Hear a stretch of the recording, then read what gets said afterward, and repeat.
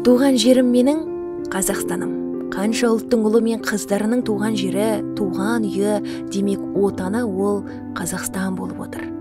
Ал кіндік қаны тамып, дүние есігін бұл елде ашпаса да, түрлі мақсатпен келіп, қазақтың киелі топырағынан кете алмай, Қазақстанды екінші отанына айналдырған өзге ұлт өкілдері бізде жетерлік.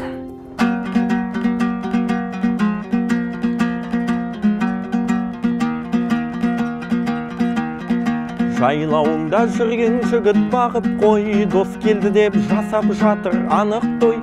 Алғашқы рет көріп тұрсың сен оны, нағыз қазақ осы міне танып қой. Сәйгүліктің құйрық жалы таралған, сүйе тұрын қазақ осы қараңдар.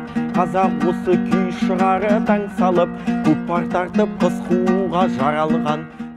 Халық ақты да қараны бөлмейді. Жалпы біздің елімізде барлық ұлттар тату-тәтті өмір сүріп жатыр. Кезінде қазақ халқы басқа ұлт өкілдерін бауырына басып алып, және қазір әр ұлт қазаққа өз алғысын білдіріп жатыр. Және өз басы меңгеріңіздер, біздің елімізде мемлекеттік тілді білетін жастар үшін керемет үлкен жолдар ашылып жатыр. Домбырада ойнап жатқаным бұл әрине елге, қазақ халқына өзінің бір ерекше құрметім. Осы елді жақсы көремін. Айттым сәлем халам хас, саған құрбан малы мен бас, сағынғаннан бір сені ойлап келер көзге ыстық жас. 2004 жылы көшіп келдік сол ауылға, Қарғалы ауылы. Көшеге шықсам, бірде бір орыс бала жоқ қасымда. Бәрі қазақша сөйлейді. Солармен ойнап жүріп, ақырындап үйрене бастадым. Анам соны байқап, маған сөздік алып берді. Ол кезде уже оқи алатынмын. Үйде бірақ апам, анам ешкім сөйлей алмайды қазақша, білмейді де. Сол кішкене басында сөздікпен жүріп, сосын балалар да уже өздері байқап та, мен деген үйренейін деп жүргенде. Өздері де көмектесе бастады. Тіл білгеннің пайдасы әрине орасан зор. Достарым көбейді. Көбірек ақпарат пен жаңалықтар қолжетімді болды. Мына жұмыс орнына тұрғанда, ол Абай атамыздың «Айттым сәлем қаңғас» атты өлең арқылы орналастым негізі. Осында білім алдым, әскерге бардым, қазір жұмысым бар. Бәрі жақсы, ешқандай қиындық жоқ. Сол бәрі мүмкін де тіл білім арқылы шығар.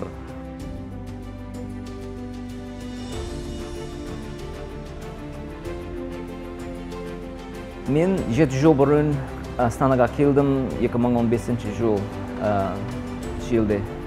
7 жыл бұрын, нақты 7 жыл бұрын келдім. Мен Техастамын. Ана жерде бізде ағылшынша сөйлейміз, бірақ көп мексикандық келеді кейде. Ағылшынша үйренгісі келмейді, сосын біз ренжиміз. Сосын мен ойладым, мүмкін егер мен қазақша сөйлемеймін, адамдар ренжиді болады. Сосын сол себепті тағып себеп мен үйрендім қазақша. Қазақша бастап өте қиын болды. Жеке мұғалім шақырдым. Ол көмек сөздермен берді. Қазақтар өте жақсы, мейірімді, дос келді. Астанада кейде кішкене жабық сияқты, бірақ егер мен олармен сөйлесем, ол тез ашылады.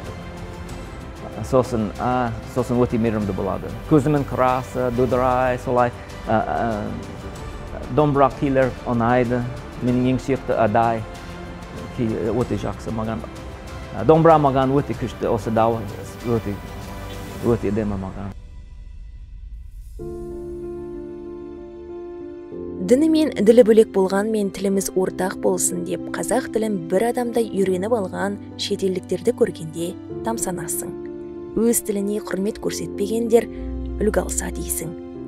Ана тілің арың бұл, ұятың боп тұр бетте. Өзге тілдің бәрін біл, өз тіліңді құрметте.